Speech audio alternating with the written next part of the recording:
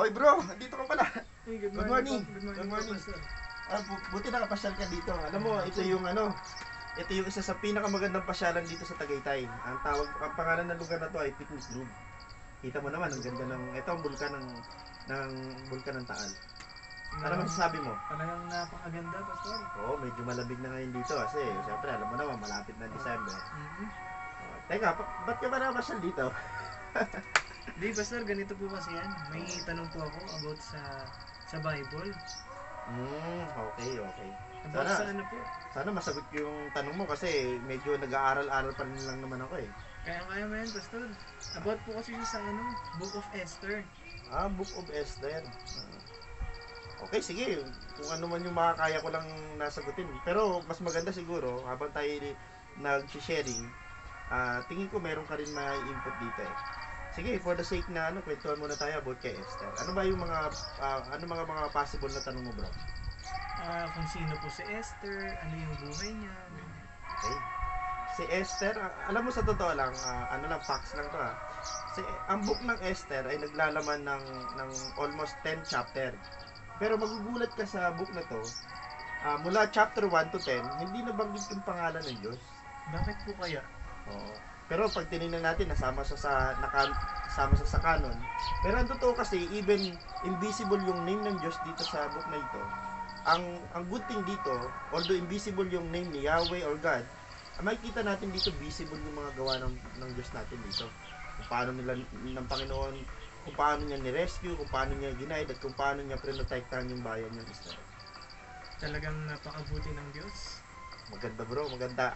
Ang totoo, napakaganda ng book ng Esther. Pag binasa mo siya, ang totoo, maliit na minuto lang kapag lalaanan mo siya ng panahon. Kasi, napakagandang basahin dahil hindi lang basta siya kwento ng bansang Israel. Hindi, mas maraming kwento yan na mapupulutan natin ng aral bilang mga mananampalataya ng ating Diyos. Ang totoo, sa chapter 1 pa lang, sa unang senaryo kasi, pagbuklat mo pa lang ng book ng Esther, sa chapter 1 pa lang, mayroong senaryo na parang, although nga, wala dun ng pangalan ng Diyos, pero doon sa chapter 1 pa lang, ma-amaze ka na Kasi ang lugar ng Persia, which is kasi ang mga Hudyo dito ay bihag ng Persia. So pag tinignan mo dito, nung time na yon may hari at saka may reyna. Isipin mo maganda yung relasyon nila, buo silang maayos ang relasyon nila. Pero dito sa chapter 1 nagkaroon ng problema kasi nagpatawag yung si King Artaxerxes ng isang malaking piging pero hindi pumunta si Reyna Baste. Ano po kayong dahilan, Pastor? Ba't hindi siya pumunta? Yun yung makikita natin sa chapter 1. Ang nakita natin problema kasi dito sa Reyna ng Persia ay may sarili siyang agenda. May sarili siyang gusto niya, may sarili siyang piging. Kaya naisip niya wag pumunta sa piging ng hari, pero napakalaking problema yan bro. Kasi magpuposto ng kasiraan hindi lang ng authority ng hari. Ang totoo, masisira pati yung authority ng mga lalaki at that time. Kaya pinayuhan ng hari ng mga officer niya na kailangan magkaroon ng punishment kung ginawa ni Reyna Baste. Natala mo kung ano yung pinakamagandang solusyon na sinabi ng mga officer? Ano po kaya yan, Pastor? Sinabi nila palitan yung Reyna. Grabe, ganun talaga yung naisip nilang solusyon. Oo, kasi hindi lang nasaling kasi yung position, yung authority ng hari, nasaling din yung authority ng lahat ng kalalakihan sa bansa nila. Nasabi nila, pag hindi mo dinisiplina yung Reyna, makikita ng mga babae na pwede din nilang gawin yun sa mga asawa nila. Kaya hindi lang basta ganun katindi yung rejection na ginawa ni Baste, pero yun ay rejection para sa lahat ng mga lalaki. Grabe, parang yung panahon nila, yun ang role model talaga, yung mga hari. Oo. At yung Reyna, di ba? Kung makikita mo bro, hindi basta-basta talaga authority na binigay ng Diyos sa mga lalaki.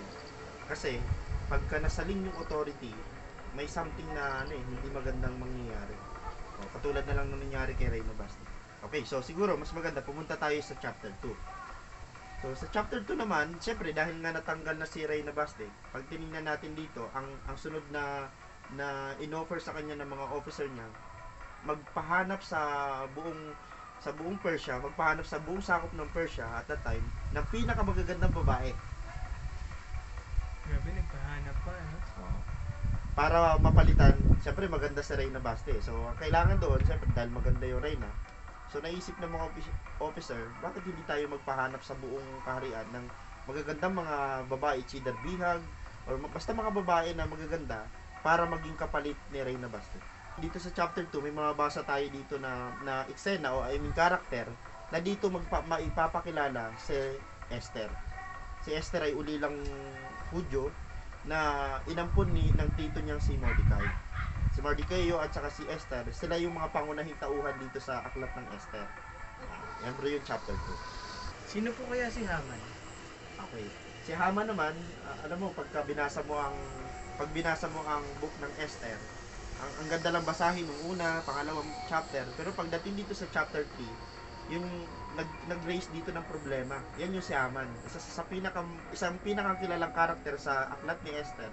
Pero nag-cause siya ng malaking problema. Hindi lang sa kay Esther, kay Mordecai, pero sa nanganib ang buong bayan ng Israel. Kasi itong si Haman, siya ay ministro ng Persia. Rinomote siya nung hari ng Persia dahil sa kagitingan niya, sa galing ng ginawa niya, na-bless sa kanya si King Artaxerxes. At ang sabi sa kanya, at that time, rinomote siya bilang ministro. At ang sabi ng hari, lahat na makakita kay Haman, kailangan luluhod. Simbolo ng paggalang. Ang problema ni Haman, may isang Hudyo na hindi lumulod sa kanya. Yun si Mardocheo. At dahil sa ginawa ni Mardocheo, na hindi pagluhod kay Haman habang naglalakad siya, ang problema, nadamay yung buong mga Hudyo dahil si Mardocheo ay isang Hudyo. Dito na tayo sa chapter 5. Alam mo, pagdating sa chapter 5, dahil nga nag-raise ng problema, si Haman at that time ay ministro, si Esther at that time, dahil siya yung napili. Diba? Sabi ko sa iyo kanina, nag-gather ng mga babae. So lahat ng babae na napili, sila ay pinaganda, inayos yung kanilang kutis, nandun sila sa isang tinatawag, may inalagaan sila ng isang eunuko sa isang lugar, hari man tawag. Doon pinapaganda sila, pinapaliguan sila ng gatas, pinapabanguan sila within 1 year. Si Esther ang nanalo. Kumbaga sa pageant, mayroong pageant, nakapila lahat ng mga babae. Nung si Esther na ang nandun sa pwesto, napili si Esther bilang kapalit ni Reyna Bastet. Ngayon, Reyna na si Esther dito. Ngayon, may karapatan si Esther at that time na i-gather o magkaroon ng piging, at ang napili niyang ipiging ay si Haman at si King Artaxerxes. Hindi para mag-celebrate, kundi dahil mayroong sasabihin si Esther na concern dahil nga magkaaway si Mordecai. Hindi nagpakilala si Esther na Hudyo sa hari pati kay Haman. So, hindi alam ni Haman na ang binabangga niya at that time ay hindi lang mga Hudyo, bagkos ang binabangga niya yung Reyna mismo. So, hindi alam yun ni Haman. Yun yung chapter 5. Bakit po kaya hindi makatulog ng isang gabi yung hari? Okay. So, sa chapter 6, may magandang senaryo dyan nangyari, bro. Ang totoo, yung hari dyan, kung makikita mo dyan, si King Artaxerxes at the time, mayroong nagplano sa kanya na 2 tao para patayin siya. Pero, sa kabutihan ng Diyos sa buhay ng hari, ang totoo, hindi siya napatay. Kasi, na-rescue siya ni Mardocheo without knowing. Hindi alam ng hari before na si Mardocheo ang nagligtas sa kanya. Ang problema, akala ni Haman, nung pinatawag nung hari si Haman, akala ni Haman, siya yung paparangalan. Kasi sabi ng hari, ano kaya ang gagawin kong parangal dun sa nagligtas sa akin? Kasi nakita sa record, may taong nagligtas sa kanya. Akala ni Haman, ay siya yung pararangalan. Sabi ni Haman, nagsuggest sa hari, ay ito ang gawin mo, mahal na hari, sa nagligtas sa iyong buhay. Parangalan mo siya, ganito ang gawin mo, isakay mo siya sa pinakamaganda mong sasakyan. At ilibot mo siya sa buong bayan na isinisigaw, ito ang lalaking pinararangalan ng hari. Ang problema, akala ni Haman siya yun. Pero sabi ng hari, nung sinabi ni Haman at that time, nung ipasakay sa sasakyan ng hari at ipalibot, sabi nung hari, gawin mo yan kay Mardocheo. Nakita mo yung sitwasyon? Si Haman nagigil, galit na galit kay Mardocheo dahil si Mardocheo ay hindi lumuluhod pagka dumadaan siya. Gigil na gigil siya at may gusto siyang gawing patayin si Mardocheo. Hindi lang si Mardocheo kundi buong Hudyo dahil sa galit niya kay Mardocheo. Ito ang ginagawa ngayon ng Diyos. Nakikita mo, yung invisible na Diyos, invisible na pangalan ng Diyos doon sa aklat ni Esther, visible yung ginagawa ng Diyos na pagpupromote doon sa mga taong mayroong pananampalataya sa Kanya. Tingnan mo, twinist ng Panginoon ang nangyari dito. Si Haman na nagmamalaki at si Mardoqueo na nagpapakababa sa harapan niya, na twist. Tinaas ng Diyos si Mardoqueo at si Haman dyan napahiya. Isipin mong hawak-hawak niya yung kabayo ng hari, nililibot niya si Mardoqueo. Ito ang taong pinararangalan ng hari. Nakita mo? Ganun ginawa ng Diyos sa mga taong sobra sa kapangyarihan. Ano po kayang mga meron dito sa chapter 7 na to? Okay. Sa chapter 7, nakita mo kanina, di ba sa chapter 6, nagpatawag si Reyna Esther ng banquet. Piging kay Haman at saka kay sa hari. Ang problema, hindi yun natuloy, bro. Hindi yun natuloy. Meaning to say, hindi pa yung right time para i-discuss ni Esther yung concern niya, yung issue na siya lang ang may alam, hindi alam nung hari at hindi rin alam ni Haman. Kasi at that time, nung nagkaroon nagsabi si Haman sa hari na, mahal na hari, meron dito sa yung kaharian na mga taong matitigas ang ulo at hindi sumusunod sa mga patakaran, which is siya lang naman talaga hindi sinusunod. At that time, ang hari dito at that time ay mayroong singsing na once na yung panukala na yun, yung batas na yun ay napirmahan, natatakan ng singsing ng hari, meaning to say, hindi na mababali yun. Napirmahan na ng hari, yung sulat na nakalagay, ubusin ng lahat ng Hudyo. Hindi alam ng hari na si Reyna Esther ay Hudyo. So ngayon, natuloy na tong banquet na to. Sa chapter 7, pag nakita mo dyan, natuloy yung banquet na yon at pinagtapat na ni Esther sa hari na nanganganib ang buhay niya dahil isa siyang Hudyo. Alam mo, nanginig dyan si Haman. Grabe yung twist. Grabe yung twist. Di ba si Haman nagigil, si Haman na excited siya sa promotion, sa pag-angat, sa increasing ng kanyang position. Akala niya at that time, tontuwa siya, binalita niya sa asawa niya, sa mga kaibigan niya, alam mo, ako lang ang pinatawag ni Reyna Esther. Kami lang nung hari. Ibig sabihin, parang pinagyayabang niya, alam mo, sa lahat ng mga tao dito, ako lang. Akala niya at that time, positibo yung mangyayari doon sa banquet na yon. Pero doon sa banquet na yan, sa chapter 7, diyan na magaganap ang pinakamatinding parusa na i-declare ng hari para kay Haman. Paso, may nabasa ako. Binigay yung trabaho ni Haman kay Mordecai. Okay. Diba? Tingnan mo yung twist. Kanina pa natin nababasa yung twist. So, kanina nakita natin na si Haman, grabe yung kanyang feeling sa sarili. So, dahil promote siya ng hari, sabi nung kapag lalakad ka dyan, so yung si Mardoqueo na minamaliit niya, si Mardoqueo na binigyan niya, plinano niyang patayin, which is sa sobrang niyang galit, nagpagawa siya ng bitayan na 70 feet high. Gano'ng kataas yung 70 feet high? Parang yung 70 feet high na yon, naglalarawan yun kung gaano katindi yung galit ni Haman kay Mardoqueo. Pero ang problema, hindi lang siya galit kay Mardoqueo, kundi dun sa buong angkan ni Mardoqueo sa lahat ng mga Hudyo. Pero ito ang ginawa ng Panginoon eh. Nung time na yon, nung gawa na yung bitayan ni Haman, which is suggestion yun niya mga kaibigan niya na bitayin dun si Mardoqueo, alam mo nangyari? Dahil sa galit ng hari at dahil tinapat na ni Esther na siya isang Hudyo, at ang sabi ni Esther, mahal na hari, may nagpaplano na masama sa aming buhay at hindi lang sa akin kundi sa buong angkan namin, sa buong mga Hudyo. Sabi ng mahal na hari, sino yung nagpaplano na yon? Tinuro ni Esther si Haman. Alam mo, namula yung hari, saka si Haman at that time nanginig. So dahil sinabi ni Esther yung bagay na yon, sabi ng hari, patayin si Haman, bitayin si Haman doon sa 70 feet high na bitayan. Hindi lang siya, kundi yung mga anak niya, 10 anak niya, binitay doon sa bitayan na ginawa niya. Grabe po, ano? Yung self-proclaim siya na siya yung paparangalan nung gabing yun. Diba? Nakita mo? Yun ay kilos ng Diyos. Si Haman at that time, grabe yung kanyang panukala, grabe yung plano niya sa mga Hudyo, which is masama, ubusin. Isipin mo, take note sa word ubusin, walang ititira. Nung narinig yun ni Mordecai sa chapter 3, sabi niya kay Esther, Esther, alam mo ba nanganganib ang mga Hudyo? Huwag mo sabihin na nandiyan ka sa kaharian, hindi ka dyan tandaan mo, isa ka ring Hudyo. Sabi ni Esther at that time, hindi ako pwede humarap sa hari kasi mayroong kaugalian sa Persia o kahit saang kaharian na once na hindi ka pinatatawag ng hari, kahit asawa ka pa, hindi ka pwede pumunta. Si Esther at that time, 30 days na siyang hindi pinapatawag ng hari. Bawal siyang pumunta kasi hindi siya pinapatawag. Pero sabi ni Esther sa sarili niya, mamatay na kung mamatay. Pero ipag-pray niyo ako kasi sa loob ng 3 araw, mag-pray and fasting siya. Ganun din sila Mordecai at lahat ng mga leader sa Hudyo. Ngayon, pagharap nila, sabi ni Esther, pagharap ko doon, sa 3 araw na pagpapasting ko, sabi ni Esther, mamatay na kung mamatay. Pero gagawin ko yung pinaka the best na magagawa ko para maligtas ang ating kababayan. So, ngayon, nung pagpunta ni Esther sa kwarto ng hari, tinapat sa kanya yung setro. Meaning to say, pag tinapat sa iyo yung setro, ligtas ang buhay mo. Welcome ka dun sa room. Diba?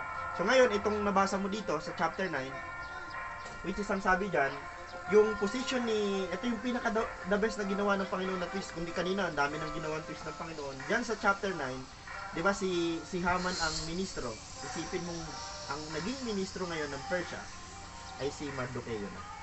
Eh, Pastor, may isa pa akong tanong eh. Ano po kaya yung Festival of Purim? Nabasa ko po kasi sa may chapter 9 ng Esther. Okay, yung Purim dyan bro, yan yung naging festival nila dahil nga sabi ko sa inyo kanina, sa iyo kanina, naka-dated na eh. Dated na kung kailan papatayin ng mga Hudyo, nakalagay na, nakaselyo na yun sa singsing ng hari. So ngayon yung Purim na yan ay isang uri ng festival ng mga Hudyo dahil yan sa pag-alaala nila sa pagliligtas sa kanila ng Panginoon, na mula diyan sa banta ng kanilang buhay, pinayagan sila ng hari na ipagtanggol nilang kanilang mga sarili.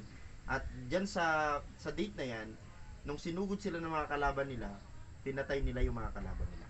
Kaya napakahalaga ng festival na yan dahil isa yan sa pinaka highlights ng aklat ng Esther na nagpapatunay kung paano niligtas ng Panginoon ang bansang Israel o mga Hudyo sa kamay ng kanilang mga kaaway. Ibig sabihin po, yung dapat na mangyayari sa mga Hudyo ay naging kabaliktaran na nangyari. Yan yung sinasabi ko sa iyo. Kaya napakahalaga ng buko ng Esther. Although hindi visible yung pangalan ng Diyos, hindi visible yung pangalan ni Yahweh or whatever, yan visible yung mga pagkilos ng Panginoon. Yung favor niya, nakita mo naman kanina, si Esther na isang ampon, inampon lang siya, inalagaan ng kanyang tiyuhin. Tingnan mo kung gaano ginawa ng Panginoon from being orphan to being a queen of Persia. Ganun kagaling ang Diyos natin. Tapos si Mardocheo naman, nakita natin doon, from being elder of the Jews, ginawa ng Panginoon, ginawa siyang ministro ni King Artaxerxes. So pag tinignan natin dito, hindi yung kilos ng normal na dahil ginawa yun, hindi ginawa yun ng Diyos. Kaya napakaganda sabi ko sa iyo ng aklat ng Esther. Totoo talaga na marami ring matututunan dito sa Book of Esther. Marami. Although napakaikli lang niya, sabi ko sa iyo pag may time ka, bigyan mo siya ng time, matatapos mo siya within a minute. Maiksi lang kasi ang book na to. Pero sa iksi ng libro na yan, sa dami mo matututunan diyan, dito mo makikita na once ng isang tao, tulad na lang ni yung lesson natin kay Haman at saka kay Mardocheo, ang nagpapakataas, binababa ng Diyos. Si Mardocheo na nagpapakababa, tinaas ng Diyos. Hindi lang siya literally sa position, bago sa lahat ng antas ng pamumuhay at buhay. Nakita din natin dito, from no one to someone. Si Esther, hindi naman siya kilala, tapos ginawa siya ng Panginoon na kilalang kilala. Kayang gawin ng Diyos yung mga dakilang bagay, basta meron tayong pananampalataya, meron tayong tiwala sa Kanya. Yun yung pinakita ni Esther at ni Mardocheo, na with God, all things are possible. Wait, teka lang Pastor, kanina pa natin pinag-uusapan tong Book of Esther.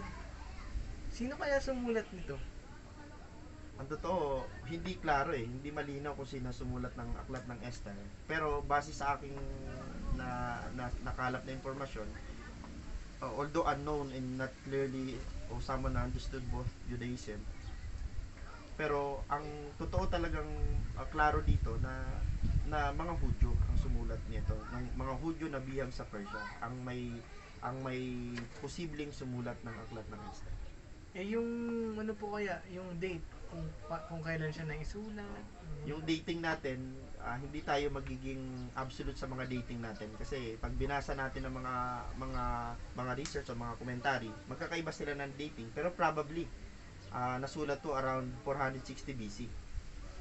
Yan yung mga dating yan. Sa'yo, ano yung mga na-take note mo sa kwentuhan natin? Siguro Pastor yung hindi pala siguro natutunan ko na di man natin maramdaman yung Lord, di natin siya nakikita. Patuloy siyang kumikilos sa mga buhay natin, kagaya ng ginawa ng Lord sa buhay ni Esther. Yan, tama bro. Kasi minsan tayo kasi ang atin lang, pag visible lang si Lord ay maniniwala ako, pag visible lang si Lord, hindi pwedeng ganun. Dito sa aklat na to, nakita natin, even invisible yung Diyos, pero visible na visible yung ginawa niya. Sabi ko sa iyo kanina, from start hanggang from chapter 1 to chapter 10, nakita natin na napakaganda yung ginawa ng Panginoon at talagang dapat mag-glorify ang pangalan ng Panginoon sa aklat ni Esther. Kasi siya talagang kumilos sa lahat ng yun. Although wala man nabanggit yung pangalan ng Diyos, pero nandun yung mga gawa ng Diyos. Yun yung napakaganda dun, bro. Grabe.